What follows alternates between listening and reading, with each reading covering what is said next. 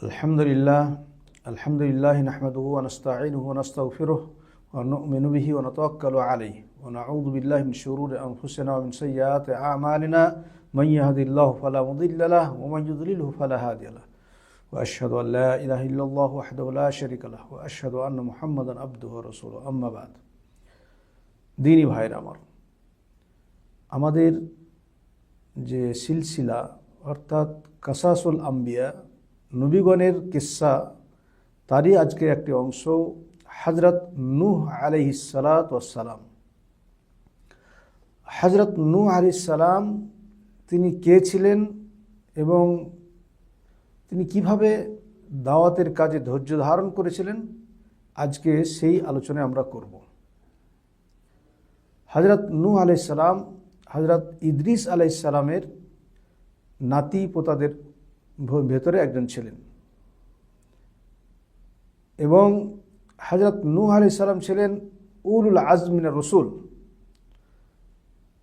যেই সমস্ত রসুলদেরকে উলুল আজম বলা হয়েছে, দৃঢ় প্রতিজ্ঞা পূর্ণ নবী বা রসুল, তাদের ভিতরে তিনি ছিলেন একজন। এক নম্বর নবী করিম মুহাম্মদ সাল্লাল্লাহু আলাইহি সাল্লাম, হযরত ইব্রাহিম আলাইহিস সালাম, হযরত মূসা আলাইহিস সালাম, হযরত ঈসা আলাইহিস সালাম এবং হযরত নূহ আলাইহিস সালাম ছিলেন এর অন্তর্ভুক্ত। হযরত নূহ আলাইহিস সালাম প্রথমে ছাগল চড়াতেন, তার মেহনত ছিল, বিশেষ করে প্রত্যেকটা নবীর মেহনত ছিল ছাগল চড়ানো। যেমন হাদিসে এসেছে, আল্লাহ রাসূল সাল্লাল্লাহু আলাইহি ওয়াসাল্লাম বলছেন, মা মিন নবিয়্যিন ইল্লা রাইউল গানাম। দ্বিতীয় পর্যায়ে তিনি নাজ্জারের কাজ করতেন, অর্থাৎ তিনি কাঠ কেটে কাঠ মিস্ত্রি ছিলেন। নূহ আলাইহিস সালামের বেশ কয়েকজন সন্তান হয়েছিল। হযরত নূহ আলাইহিস সালামের 4 জন সন্তান, তার ভিতরে 3 জন ইসলাম গ্রহণ করেছিল আর 1 জন ইসলাম গ্রহণ করেন নাই। কানান, সাম, হাম, ইয়াফিস, এই 4 জন।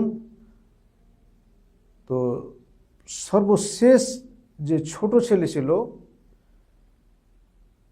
সে ইসলাম গ্রহণ করে নাই।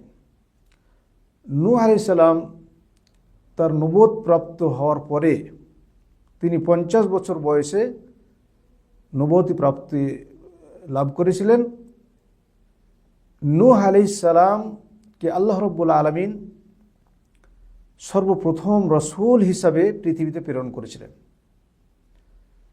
যখন ইদ্রিস আলাইহিস সালামের ইন্তেকাল হয়ে গেল, আস্তে আস্তে পৃথিবীতে ফাসাদ সৃষ্টি হলো। হযরত আদম আলাইহিস সালামের তখন প্রায় 1000 বছরের ইন্তেকাল হয়ে গেছে। তো সেই সময়ে পৃথিবীতে কুফরি প্রকাশ পেল, শিরক এবং কুফরি প্রকাশ পেল। এর আগে পৃথিবীতে শিরক ছিল না, কুফরি ছিল না, কিন্তু নূহ আলাইহিস সালামের জামানাতে বা তার উম্মতের যে লোকরা ছিল, তারা সেই যুগে আল্লাহর অবাধ্যতা এবং শিরক এই এলাকাতে ছড়িয়ে পড়ে। বিশেষ করে তার যে কম, সেই কমের ভিতরে পূর্বে যুগে 5 জন নেককার ব্যক্তি, খুব ভালো মানুষ ছিল, সেই 5 জন মানুষদেরকে তারা খুব ভালোবাসত। নেককার মানুষ, তারা নেককার মানুষ হিসাবে মানে পরিচিত ছিল, তাদেরকে মানুষ ভালোবাসত। যখন এই 5 জন সালেহীন নেককার মানুষ ইন্তেকাল করেন, তখন শয়তান এসে এই কওমকে, এই লোকদেরকে, তার ছাত্রদেরকে ওয়াসওয়াসা দেয় যে তোমরা তো এই লোকদেরকে ভালোবাসো, তো তোমাদের ওস্তাদ ছিল, তোমাদের তাদের পায়রবি করবে বা তোমরা তাদেরকে স্মরণ করে চলবে বা চলতে, তো তোমরা যদি এই লোকগুলোর পাথর দিয়ে হোক বা এদের যদি একটা পাথর দিয়ে এদের মূর্তি তৈরি করে রাখতে, তাহলে তোমরা তাদেরকে দেখে তোমরা নিজেদেরকে ধন্য মনে করতে এবং তাদেরকে স্মরণ করে তোমরা নেকির কাজ, দিনের কাজ ভালোভাবে করতে পারতে। তো ঠিক আছে, এইভাবে তারা পাথরের তৈরি করলো তাদের মূর্তি। তো ফের কিছুদিন এইভাবে আস্তে আস্তে জামানা অনেক দিন যাওয়ার পরে তাদের জাহেল মানুষরা এরা কি করতে লাগলো, ওই পাথরের তাজিম করতে লাগলো এবং তারা পাথরের ওই মূর্তিদের কাছে এসে তাবাররুক নিতে শুরু করলো। এরপর একের পর এক যেতে যেতে যেতে আস্তে আস্তে তারা ইবাদত করতে শুরু করলো এবং তারা এটা বলতো শেষ পর্যন্ত যে ওয়াকালু লা তাযারুন্না আলিহাতাকুম, তারা তাদেরকে ওই 5 জন ব্যক্তিকে যারা নেককার মানুষ ছিল, ভালো মানুষ ছিল, তাদেরকে যুগের পর যুগ পার হওয়ার পরে শয়তানের প্রলোভনে পড়ে তারা আলেহা বা ইলাহা বা তার মাবুদ বলে তারা ভাবতে শুরু করলো। তারা বলতো যে তোমরা যাই করো, ওয়ালা তাযারুন্না ওয়াদ্দাম ওয়ালা সুআম ওয়ালা ইয়াগুসা ওয়া ইয়াউকা ওয়া নাসরা, এই 5টি বুতের নাম, এদেরকে কখনোই তোমরা ছাড়বে না। যাই হোক, শয়তানের চক্রান্ত পড়ে তারা তাদের ইবাদত শুরু করলো, তাদের ভালোবাসতো, ইবাদত করত। প্রথমে কিন্তু তারা শুধু তাদের শরণার্থে তাদের মূর্তি তৈরি করেছিল। আজকেও আমাদের সমাজে, অনেক সমাজে এই ধরনের হয়ে থাকে যে আমাদের দেশে আমরা অনেক সময় বলি যে অমুক ওয়ালি আল্লাহ ছিল, অমুক ছিলেন আল্লাহর পীর, অমুক ছিলেন পীর সাহেব বা ওয়ালিউল্লাহ ছিলেন, আর সেই ওয়ালিউল্লাহ সে হয়তো ভালো মানুষ ছিল, কিন্তু তার কবরকে আমরা আমাদের দেশে আজকে ওই শয়তানের চক্রান্ত পড়ে তাদেরকে কবরকে বাঁধানো হয়, কবরকে পূজা শুরু হয়েছে এবং সেই থেকে কবর পূজাও আমাদের মাঝে শুরু হয়ে গেছে এই মহব্বত ভালোবাসার খাতিরে। অনেক মানুষ গিয়ে কবরের মৃত্যু ব্যক্তির কাছে গিয়ে চায়, মৃত্যু ব্যক্তির কাছে গিয়ে তাদের তাবাররুক নেই এবং সেখানে গিয়ে তারা ওই মৃত্যু ব্যক্তির কাছে চাইতে শুরু করেছে, অর্থাৎ তারা ঠিক মূর্তির মতোই পূজা শুরু করে দিয়েছে। এটাও কিন্তু এইভাবেই ছিল, ওই ভালোবাসার একটা ছিল তাদের মূর্তি পূজাটা শুরু হওয়ার। তো যাই হোক, হযরত নূহ আলাইহিস সালামকে তাদের এই কুফরি থেকে তাদেরকে দূর করার জন্য, তাদেরকে এই ভুল ধারণাটাকে তাদেরকে ভাঙিয়ে দেওয়ার জন্য, বলে দেওয়ার জন্য আল্লাহ রাব্বুল আলামিন হযরত নূহ আলাইহিস সালামকে সর্বপ্রথম পৃথিবীতে রাসূল হিসাবে প্রেরণ করলেন। তিনি পৃথিবীতে এসে সকলকে নসিহত করলেন। নবী হওয়ার পরে 50 বছর বয়সে নবী হলেন। নবী হওয়ার পরে তিনি নসিহত করলেন তার কওমকে, বললেন তোমরা মানুষের ইবাদত করছো, মূর্তির ইবাদত করছো, এই আল্লাহর ইবাদত ছেড়ে দিয়ে এটা ঠিক নয়, তোমরা এই সমস্ত ইবাদত ছেড়ে দাও এবং তোমরা এক আল্লাহর ইবাদত করো। শিরকে নিমজ্জিত হয়েছে তোমরা, এই শিরক মহান রব্বুল আলামিন ভালোবাসেন না এবং এই ধরনের শিরক হলে তোমাদেরকে শেষ পর্যন্ত তোমাদের পরিণতি অত্যন্ত কঠিন হবে, এইভাবে তিনি ভয় প্রদর্শন করলেন। আল্লাহ রাব্বুল আলামিন বলেন, ইন্না আরসালনা নূহান ইলা কওমিহি আন আনজির কওমাকা মিন ক্বাবলি আন ইয়াতিয়াহুম আযাবুন আলীম। আল্লাহ রাব্বুল আলামিন বললেন যে হে নূহ, তোমাকে রাসূল হিসাবে পাঠালাম, রাসূল করে পাঠালাম তোমার কওমের কাছে, যাও এদেরকে তুমি ভয় প্রদর্শন করো, কারণ এরা যদি এই কাজ থেকে সরে না আসে তাহলে অত্যন্ত কঠোর শাস্তি তাদেরকে দেওয়া হবে, তাদের কাছে কঠোর শাস্তি, দুনিয়াবী শাস্তি হবে, দুনিয়াতে কঠোর শাস্তি তাদের কাছে আসবে। অতএব সেই শাস্তি আসার পূর্বে তাদেরকে ভয় প্রদর্শন করো, তারা যেন এই কাজ ছেড়ে দেয়। হযরত নূহ আলাইহিস সালাম এলেন এবং তাদেরকে যথাসাধ্য ভয় প্রদর্শন করলেন। তিনি বললেন, ইয়া কওমি ইন্নী লাকুম নাযীরুম মুবিন, হে আমার জাতি, আমি তোমাদের জন্য প্রকাশ্য ভয় প্রদর্শনকারী। তোমরা কি করো, আনি'বুদুল্লাহা ওয়াত্তাকুহু ওয়া আতিউন, তোমরা এক আল্লাহর ইবাদত করো, সেই এক আল্লাহকেই ভয় করো এবং ওয়াতিউন, এবং আমার অনুসরণ করো, আমার ইতাআত করো, আমি যে কথাগুলো বলছি সেগুলো মেনে নাও।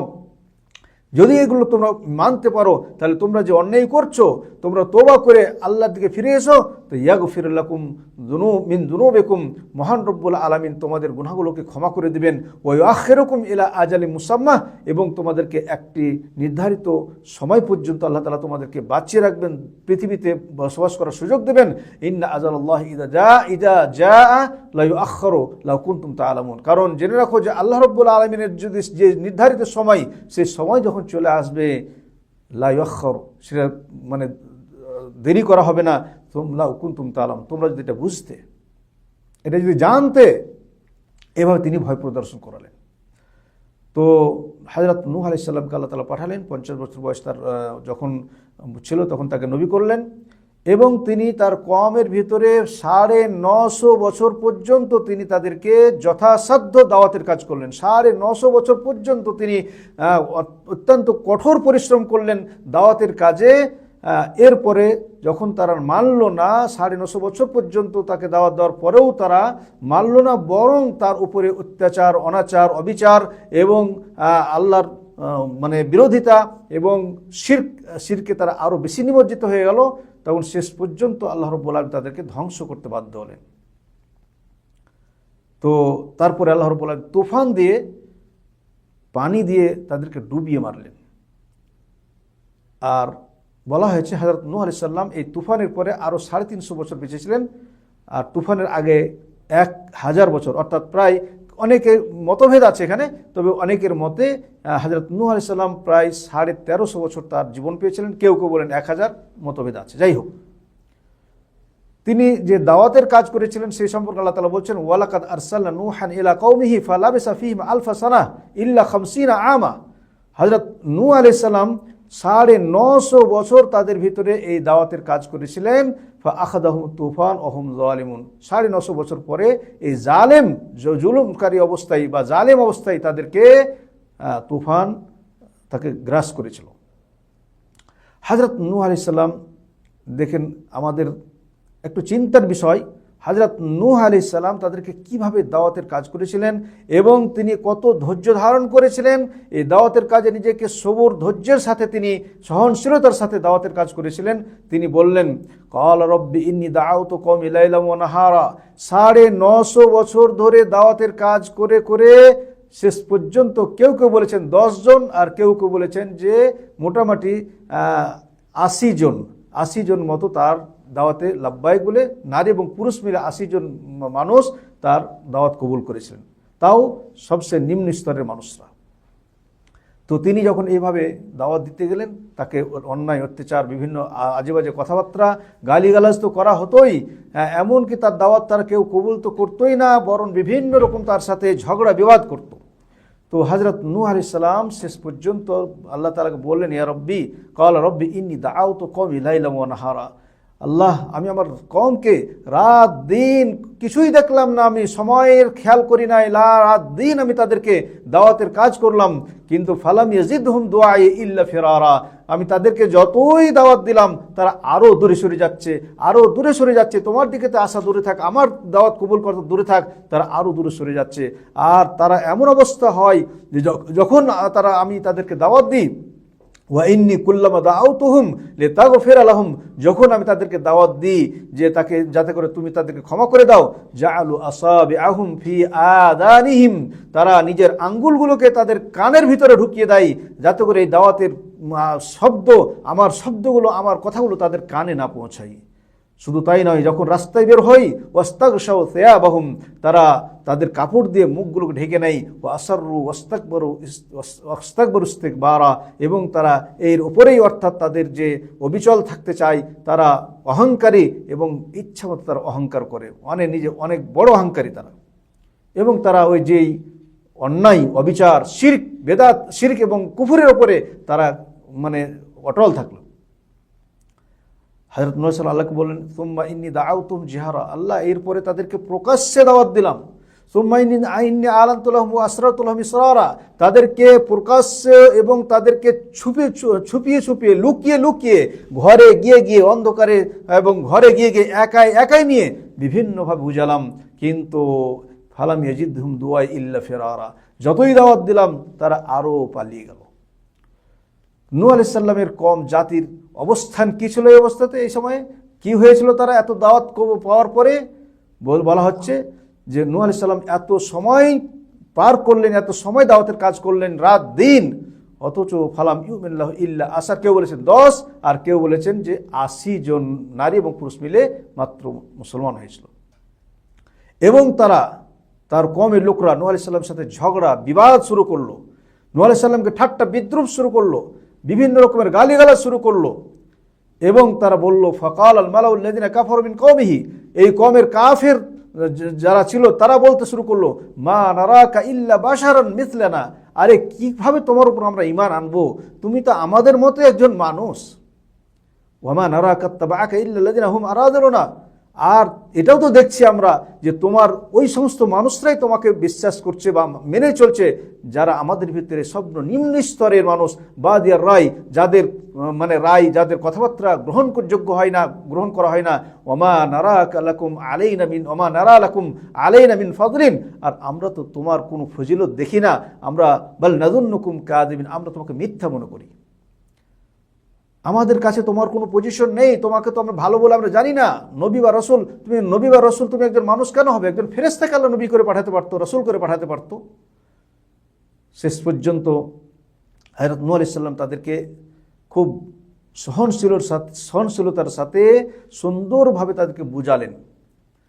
বললেন, ইয়া কওমে আরাআইতুম ইন কুনতু আলা বায়্যিনাতিন মির রাব্বি, বলে হে আমার জাতি, তোমাদের মত কি? ইন কুনতু আলা বায়্যিনাতিন, আমি যদি প্রকাশ্য দলিল নিয়ে আসি এবং মহান রব্বুল আলামিন আমাকে প্রকাশ্য দলিল দিয়ে এবং রহমত দিয়ে তোমাদের কাছে তার নিকট থেকে তোমাদের কাছে পাঠিয়েছে, ফা উম্মিয়াত আলাইকুম আনুলজিমুকুমুহা ওয়া আনতুম লাহা কারিহুন, যদি আমি প্রকাশ্য দলিল বা এই সমস্ত কিছু নিয়ে আসি, তো তারপরেও কি তোমরা এইভাবে আমাকে মানে যেই সমস্ত জিনিসগুলো তোমরা অপছন্দ করো সেগুলো এটা অপছন্দ করবে? হ্যাঁ, কিভাবে এটা হতে পারে? আল্লাহ রাব্বুল আলামিন আমাকে প্রকাশ্য দলিল দিয়ে প্রকাশ্যভাবে আমাকে রহমত এবং এ দিয়ে তোমাদের কাছে পাঠিয়েছে, তো তবুও কি তোমরা আমাকে মানবে না? তা তোমরা কি আমাকে এরপরেও তোমরা আমরা দূরে সরিয়ে দেবে? হ্যাঁ, আর এটা কি তোমরা এটা ভাববে যে আমি তোমাদের উপরে চাপিয়ে দিচ্ছি? এরপরেও তারা মানল না। তারপরে তারা আরও বাড়াবাড়ি শুরু করলো। তারা বলল, এমনকি তাদের লিডাররা এসে বলল, ইয়া নূহ কাদ জাদালতানা ফাআকসারতা জিদালানা, বলে নূহ তুমি তো অনেক ঝগড়া বিবাদ করেছো আমাদের সাথে, খুব বাড়াবাড়ি শুরু করেছো, আমরা তোমার এই কাজে অধৈর্য হয়ে পড়েছি। ফাআতিনা বিমা তাইদুনা ইন কুনতা মিনাস সাদিকিন, বলে ঠিক আছে, তুমি যদি সত্যবাদী হও, তোমাকে তো আমরা সত্যবাদী মনে করি না, তুমি মিথ্যুক, কিন্তু সত্যবাদী হও তাহলে ঠিক আছে, তোমার রব বা তুমি যেটা বলছো আমাদেরকে ওয়াদা দিচ্ছ যে আমরা যদি তোমাকে না মানি তাহলে তোমাদেরকে ধ্বংস করে দেওয়া হবে, আল্লাহর তরফ থেকে আযাব আসবে, বলে আযাব নিয়ে এসো। এই সমস্ত কথাবার্তা বলল। এবং তাদের যেখানে যে লিডাররা ছিল, যে মানে বাদশাহ ছিল, সে বাদশার পক্ষ থেকে সমস্ত মানুষদেরকে হুকুম দিল যে এই নূহের কথা কেউ শুনবে না এবং নূহ আলাইহিস সালামের থেকে সবসময় তোমরা দূরে থাকবে। তাই করলো তারা। তো হযরত নূহ আলাইহিস সালাম শেষ পর্যন্ত বললেন যে ক্বালা নূহ রব্বি, নূহ আলাইহিস সালাম বলে, ইয়া আল্লাহ, ইন্নাহুম আসাউনি ওয়াত্তাবাউ মান লাম ইয়াজিদহু মালুহু ওয়া ওয়ালাদুহু ইল্লা খাসারা, হে আল্লাহ, তারা আমার নাফরমানি করলো এবং তারা ওই সমস্ত জিনিসের ইত্তেবা করছে যারা তাদের ধন সম্পদ তাদের কিছুই বাড়িয়ে দিতে পারে না, তারা ক্ষতিগ্রস্ত ছাড়া আর কিছুই মানে করতে পারে না, ওই সমস্ত জিনিসের তারা ইত্তেবা করে, মূর্তির ইত্তেবা করে, যে মূর্তি তাদের কোনো কাজে আসে না, কোনো লাভ দিতে পারে না, আমার কথা তারা মানে না। শেষ পর্যন্ত সেই বাদশাহ এবং সেই দেশের লোকরা নূহ আলাইহিস সালামের উপর একটা শর্ত দিল যে ঠিক আছে, তোমাকে আমরা মানতে পারি, নবী বলে মানতে পারি, তোমার আল্লাহকে মানতে পারি, তবে একটা শর্ত, এই শর্ত হলো যে তোমার কাছে যে দুর্বল লোক, এই যে যারা ঈমান নিয়ে এসেছে, মুমিন হয়েছে, তোমার কাছে ঈমান নিয়ে এসেছে, তোমার যারা ইত্তেবা করে তাদেরকে তোমার কাছ থেকে দূরে সরিয়ে দাও, তারা থাকলে আমরা তোমার দূর ঈমান আনবো না। নূহ আলাইহিস সালাম তার জবাব দিলেন, বললেন, ইয়া কওমে লা আসআলুকুম আলাইহি মালান ইন আজরি ইল্লা আলাল্লাহ, বলে হে আমার জাতি, তোমাদের কাছে আমি ধন সম্পদ চাই না, আমার এই দাওয়াতের পিছনে কোনো টাকা পয়সা চাই না, ধন সম্পদ চাই না, যা কিছু নেকি বা যা কিছু প্রাপ্য আমি মহান রব্বুল আলামিনের কাছে পাবো। আর তোমরা যে শর্ত লাগাচ্ছ যে এই গরিব মিসকিনদেরকে এখান থেকে সরিয়ে দাও, যারা ঈমান নিয়ে এসেছে তাদেরকে তোমার কাছে তাড়িয়ে দাও, বলে এটা কখনোই হতে পারে না। ওমা আনা বিতারিদিল্লাযিনা আমানু, যারা ঈমান নিয়ে এসেছে তাদেরকে আমি আমার কাছ থেকে সরিয়ে দিতে পারি না, তাড়িয়ে দিতে পারি না। ইন্নাহুম মুলাকু রাব্বিহিম, কারণ এরাই প্রকৃতপক্ষে তার রবের সাথে সাক্ষাৎ করবে। ওয়ালাকিন্নী আরাকুম কওমান তাজহালুন, তোমরা এই সমস্ত বলে আমি দেখছি যে তোমরা একটা জাহেল মূর্খ জাতি, মূর্খ কম, তোমরা বুঝতে চেষ্টা করো না, তোমরা অজ্ঞতা পূর্ণ জাতি। বললেন আরো, ইয়া কওম মাইয়ানসুরুনি মিনাল্লাহ, এদেরকে যদি আমার কাছ থেকে সরিয়ে দিন, তারাদ্দুহুম আফালা তাযাক্কারুন, তোমরা কি এটা বুঝো না, তোমরা কি এটা নসিহত গ্রহণ করতে পারছো না যে আমাকে কে সাহায্য করবে, আল্লাহ থেকে আমাকে কে বাঁচাবে, আল্লাহ রাব্বুল আলামিনের কাছে আমি ধরা খেতে হবে এর জন্য, অতএব এদেরকে আমি তাড়িয়ে দিতে পারবো না। এবং নূহ আলাইহিস সালাম আরো বললেন, দেখো, ওয়ালা আকুলু লাকুম ইনদি খাজাইনুল্লাহ, আমি এটাকে বলছি না যে আমার কাছে আল্লাহর খাজানা আছে, ওয়ালা আলামুল গায়বা, আমি এটাও বলছি না যে আমি গায়েবের খবর জানি, ওয়ালা আকুলু ইন্নী মালাক, আমি বলছি না যে আমি ফেরেশতা, আমি এটাও বলছি না, ওয়ালা আকুলু লিল্লাযিনা তাজদারি আ'ইনুকুম লা ইউতিয়াহুমুল্লাহু খায়রা আল্লাহু আ'লামু বিমা ফি আনফুসিহিম ইন্নী ইযাল লামিনাদ যালিমিন। যদি আমরা এদেরকে তাড়িয়ে দিই তো এর আল্লাহর কাছে আমি কি জবাব দেব? আল্লাহু আ'লামু বিমা ফি আনফুসিহিম, এই মানুষদের অন্তরে কি আছে সেটা আল্লাহ তাআলা ভালো জানেন। অতএব আমি যদি তোমাদের চোখে ভালো হতে চাই, তাদেরকে সরিয়ে দিয়ে, তাহলে আমি একজন জালেম অত্যাচারীর ভিতরে হয়ে যাব। অতএব আমি এদেরকে সরিয়ে দিতে পারবো না, তাড়িয়ে দিতে পারবো না।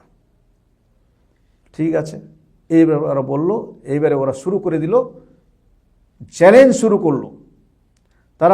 তারা তাহাদ্দি এবং চ্যালেঞ্জ শুরু করলো। বললো, ক্বালু ইয়া নূহ কাদ জাদালতানা ফাআকসারতা জিদালানা ফাআতিনি বিমা তাইদুনা। ঠিক আছে, তাহলে তুমি যখন আমাদের কথা মানবে না, তাদেরকে তাড়াবে না, তাহলে ঠিক আছে, তুমি যে কথাগুলো বলছো যে তোমাদেরকে আযাব আসবে, আল্লাহর শাস্তি আসবে, তো নিয়ে এসো আযাব, যদি তুমি সত্যবাদী হও।